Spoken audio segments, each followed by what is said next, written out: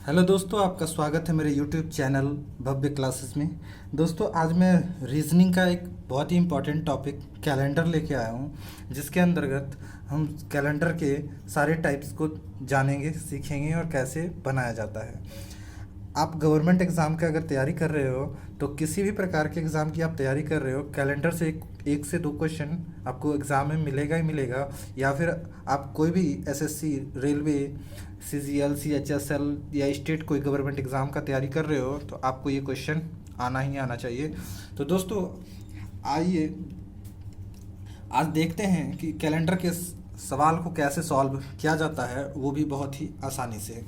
सबसे पहले हम जानेंगे कैलेंडर में क्या एक वीक बराबर 7 डेज होते हैं। ये फिर भी सबको पता होगा, लेकिन फिर भी एक रिवाइज के लिए आप देख लो। कैलेंडर के अनुसार एक वीक में 7 दिन होते हैं और वहीं एक साल में 12 मंथ होते हैं। ठीक है, जनवरी, फरवरी, मार्च, अप्रैल, मई, जून, जुलाई, अगस्त, सितंबर, अक्टूबर, नवंबर, दिसंबर। ठीक है, ये 12 मंथ होते हैं। तो उसके अंदर 2 साल आते हैं, एक सामान्य साल, एक लीप ईयर, एक ऑर्डिनरी ईयर, एक लीप ईयर।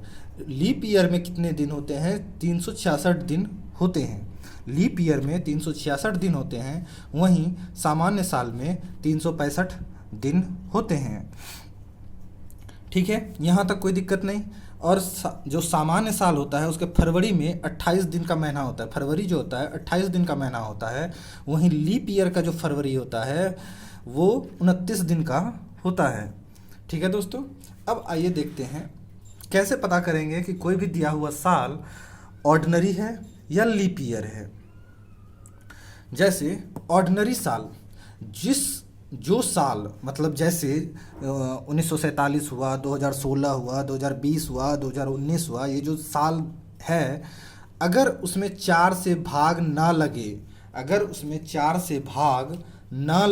अगर हम उसे 4 से डिवाइड करें और वो 4 से डिवाइड पूरी तरह से ना हो, तो वो साल क्या कहलाएगा? सामान्य साल कहलाएगा। और उसके फरवरी के माह में 28 दिन होता है। ठीक है, जैसे एग्जाम्पल के तौर पे 2019, 2017, 2015। ठीक है, और लीप ईयर में क्या होता है? जिस दिए हुए साल में, जैसे 2004, 2016, 2020 दिए हुए साल में अगर 4 से डिवाइड हो जाए, जैसे आप देखो 2004 देख लो, 4 पंचे 20 और 4 से डिवाइड हो जाता है। 2016 4 से डिवाइड हो जाता है। तो ये साल क्या कहलाएगा? लीप ईयर कहलाएगा। और इसके फरवरी माह जो है वो 29 दिन का होगा। ठीक है, अब आगे चलते हैं सेंचुरी ईयर। अब सेंचुरी ईयर किसे कहते हैं? जैसे 2000, 1900, 2300, ऐसे साल को सेंचुरी ईयर कहते हैं। ठीक है, और वो साल जिसके अंत में 2 जीरो हो, इस बात को ध्यान रखना है, जिसके अंत में 2 जीरो हो वो क्या कहलाता है? Century year. अब सेंचुरी ईयर का लीप ईयर या फिर ऑर्डिनरी ईयर कैसे पता करेंगे? उसी तरह उस वक्त इससे पहले वाले में हम लोगों ने 4 से डिवाइड किया है। अब सेंचुरी ईयर में 400 से डिवाइड करके चेक करेंगे। जिस सेंचुरी ईयर में 400 से भाग लगे वह लीप ईयर कहलाएगा। जैसे अब अगर हम ये 2000 को देखो, 2000 को अगर हम 400 से डिवाइड करें तो 5 बार में पूरी तरह से कट जाएगा। तो इसका मतलब 2000 क्या हुआ? लीप ईयर हुआ। अगर हम वहीं 1900 को देखा जाए, अगर इसे 400 से डिवाइड करें तो ये डिवाइड नहीं होगा, तो इसका मतलब 1900 लीप ईयर नहीं है। ठीक है दोस्तों, यहाँ तक कोई दिक्कत? ठीक है, तो इसके आधार पे एक क्वेश्चन है जो एग्ज़ाम में पूछा जाता है। वो क्वेश्चन है कि 222 सालों में कितनी बार 29 फरवरी आएगा? 222 सालों में, ठीक है ना, 200 साल मतलब 222 सालों अगर गिने तो उसमें कितने बार लीप ईयर, 29 फरवरी मतलब लीप ईयर वाला साल कितनी बार आएगा? तो दोस्तों, इसे बनाने के लिए सबसे पहला काम हम क्या करेंगे? ये जो 222 साल है इसे 4 से डिवाइड करेंगे, क्योंकि 4 से डिवाइड करने में पता चलता है कि लीप ईयर है नहीं है, कितनी है। तो सबसे पहले 222 को 4 से डिवाइड करेंगे। 4 पंचे 20, 2, फिर 2 नीचे आया, 4 पंचे 20, फिर 2। अब इसके बाद तो डिवाइड होगा नहीं, तो ये जो शेष आया, ये जो रिमाइंडर मेरे पास बचा है, इसे करना है इग्नोर। ठीक है, इसे इग्नोर करना है, मतलब इसे भूल जाओ, इसे भूल जाओ। अब आपको करना क्या है कि ये जो 55 है, ये 55 आया है, यहीं से निकलेगा। याद रहे कि ये जो 55 आया है, इसे तो हमने इग्नोर कर दिया। ये जो 55 है, ये हमारा आंसर नहीं है। क्योंकि इस 222 सालों के दरमियान, इस 222 सालों के दरमियान 100वां साल भी होगा, 200वां साल भी होगा। ठीक है, 100 और 200, क्योंकि 222 है, 100 और 200।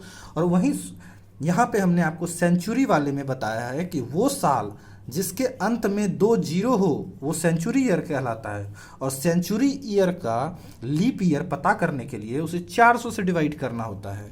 तो मतलब यहाँ पे हम क्या करेंगे, इसे 400 से डिवाइड करेंगे, तो ये डिवाइड नहीं होगा ना। तो जितनी ऐसी संख्याएं निकली जो डिवाइड ना हो, उतनी संख्याएं 55 में माइनस कर देंगे। 55 माइनस में 2,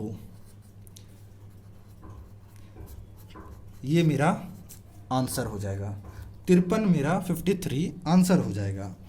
ठीक है दोस्तों, याद रहे ये जो हमने माइनस किया है, वो जो 100वां साल, 200 साल, 300 साल, 400 साल, ऐसा कुछ जो आएगा, वो जितने साल में 400 से डिवाइड नहीं होगा उसे इससे डिवाइड कर दे, माइनस कर देना है। ठीक है, तो आंसर क्या हो गया, 53। इसी तरह चलिए एक और क्वेश्चन देख लेते हैं ताकि क्लियर हो जाए अच्छी तरीके से। जैसे क्वेश्चन ले लेते हैं, 400 साल में कितने लीप ईयर आएंगे। एक क्वेश्चन हमने आपको बता दिया है। अब मैं चाहूँगा कि आप लोग ये जो क्वेश्चन है, आप पहले वीडियो को पॉज करो और इसे सॉल्व करो। ठीक है, सॉल्व करने के बाद आप मेरे बताए हुए आंसर से मैच कर लो। ठीक है, तो आइए सबसे पहले क्या करना होता है, सबसे पहले क्या करना है, 400 को 4 से डिवाइड करना है। ठीक है, 400 को 4 से डिवाइड करेंगे, 100 बार में ख़त्म। अब इस 400 के अंदर कौन सा साल, 100वां, 200, 300 और 400वां साल भी होगा निश्चित रूप से। ठीक है, क्योंकि ये साल जो है किसके अंदर आता है, सेंचुरी ईयर के अंदर, और सेंचुरी ईयर को पता करने के लिए 400 से डिवाइड करना होता है। ठीक है, तो इस सब को 400 से डिवाइड कर देना है, और जितने में 400 से डिवाइड नहीं होगा उतना माइनस कर देना है। तो ये तो डिवाइड हो गया, ये 3 डिवाइड नहीं हो रहा है, ये 3 डिवाइड नहीं हो रहा है। तो हमारा जो यहाँ पे आया था 100 माइनस 3 बराबर 97, ये क्या हो गया आंसर, 97 क्या हो गया आंसर। ठीक है, आप इस तरह से कुछ भी 700 साल का क्या होगा, 800 साल का क्या होगा, 900 साल का क्या होगा, 1200 साल का क्या होगा, आप इस तरह से प्रैक्टिस कर सकते हो। ठीक है, अब चलते हैं हमारे अगले टाइप की तरफ, जो अब किसी भी डेट को, जैसा कि आप यहाँ पे क्वेश्चन देख पा रहे होंगे,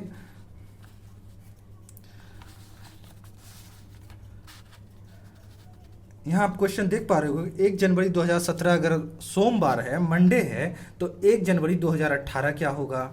आप जैसे आप थोड़ा नीचे आज के देख सकते हो, 1 जनवरी 2004 अगर मंडे है तो 1 जनवरी 2006 क्या होगा। उसी तरीके से 4 मार्च 2016 अगर वेडनेसडे है तो 8 अप्रैल 2016 कौन सा दिन होगा। ये हमारे अगले टाइप पे है। और वहीं और एक टाइप है जो तीसरा टाइप के अंदर आता है रिपीटेड ईयर, जो साल मतलब अगर 2018 का कैलेंडर कब रिपीट होगा, ये जो साल 2020 चल रहा है इसका कैलेंडर किस साल रिपीट होगा, सेम कैलेंडर होगा। तो ये हमारा तीसरा टाइप है। तो आइए सबसे पहले हम दूसरे टाइप की ओर चलते हैं। दूसरे टाइप में कहना क्या है कि सबसे पहली बात कि हमें एक्स्ट्रा डेज निकालने के लिए आना चाहिए। कुल दिन मतलब अगर हम किसी मंथ की बात कर रहे हैं, अगर किसी साल की बात कर रहे हैं, तो उसमें एक साल में 365 दिन, एक मंथ में 30 दिन या 31 दिन, उस कुल दिनों की संख्या में 7 से भाग देना है, ठीक है। और जो हमारा शेष बचेगा वही हमारा क्या कहलाएगा, एक्स्ट्रा डेज, ठीक है। एक्स्ट्रा डेज वही कहलाता है। फॉर एग्जाम्पल के तौर पे अगर हम देखें तो आप देख लो कि जनवरी का महीना कितने दिनों का होता है, 31 दिनों का। 31 को 7 से डिवाइड करें, ऐसे कर लेते हैं, 7 चौक 28, 3 मेरा क्या हो गया, रिमाइंडर बच गया, शेष बच गया। तो यही 3 दिन क्या हो गया, एक्स्ट्रा डेज, ठीक है। आइए क्वेश्चन पे देखते हैं, फिर कैसे बनाते हैं ये भी जानते हैं। तो सबसे पहला क्वेश्चन है 1 जनवरी 2017 सोमवार है, तो 1 जनवरी 2018 कौन सा दिन होगा। तो सबसे पहली बात हमें इस बात का ध्यान रखना होगा कि किस साल में फरवरी ऐड हुआ है और किस साल में फरवरी ऐड नहीं हुआ है, ठीक है। तो अगर हम बात करें 1 जनवरी 2017, ठीक, क्या ये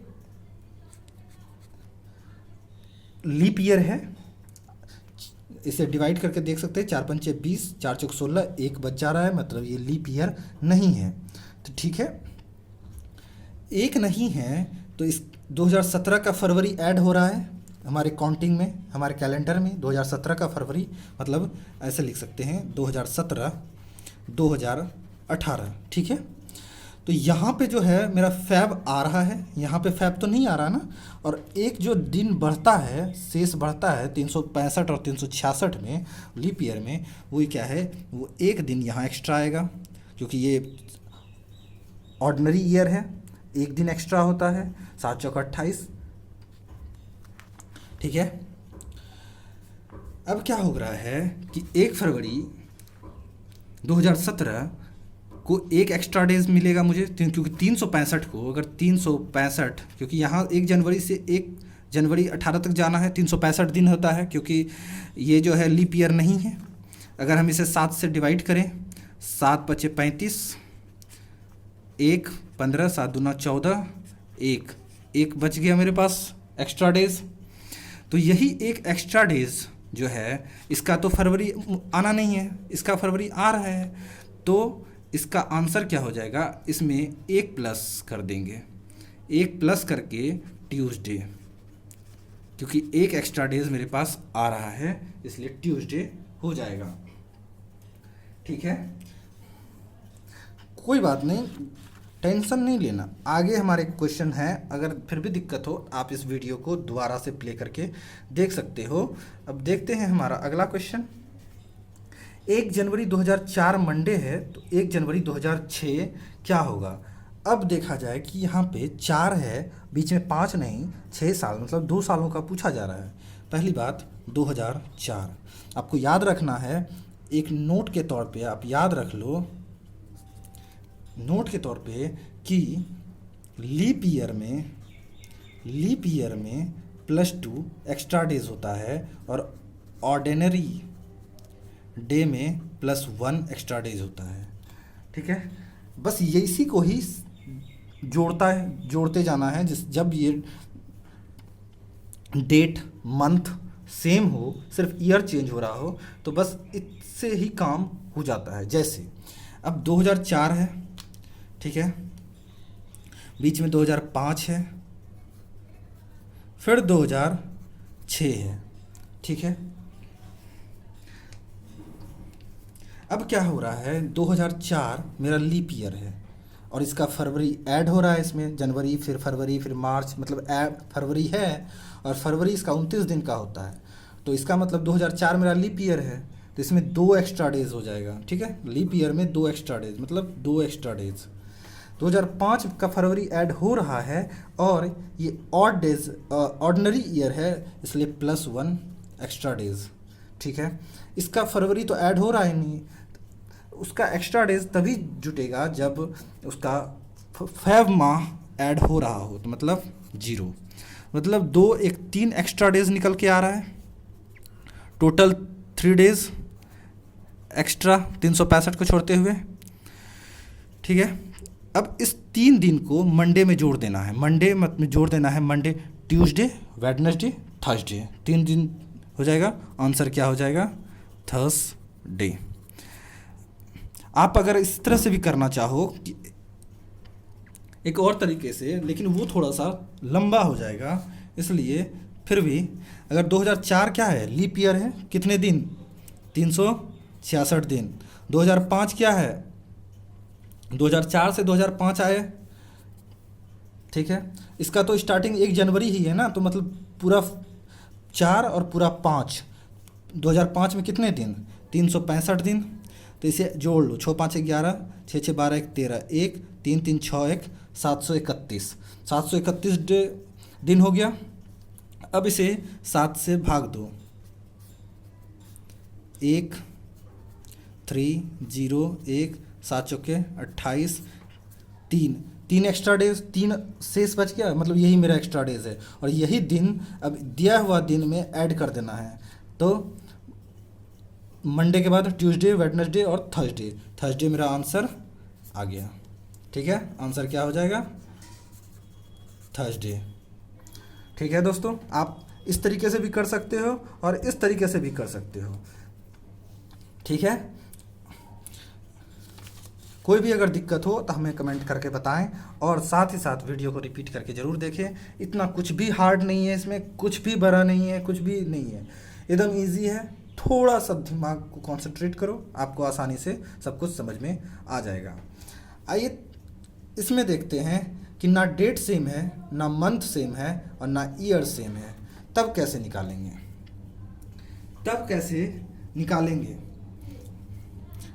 आप इसमें ये कर सकते हो कि डायरेक्ट डे निकाल लो, या फिर मंथ को डेट को बराबर करके फिर निकालो, ठीक है। ऐसे भी निकाल सकते हो। जैसे कि आप यहाँ पे देख पा रहे हो, 4 मार्च 2016 अगर बुधवार है तो 8 अप्रैल 2016 क्या होगा? 4 मार्च से 8 अप्रैल। सबसे पहली बात कि मार्च कितने महीने का होता है? 31, जनवरी फरवरी मार्च 31 का, और ये 4 है, तो मतलब मार्च में मेरा कितना दिन? Day in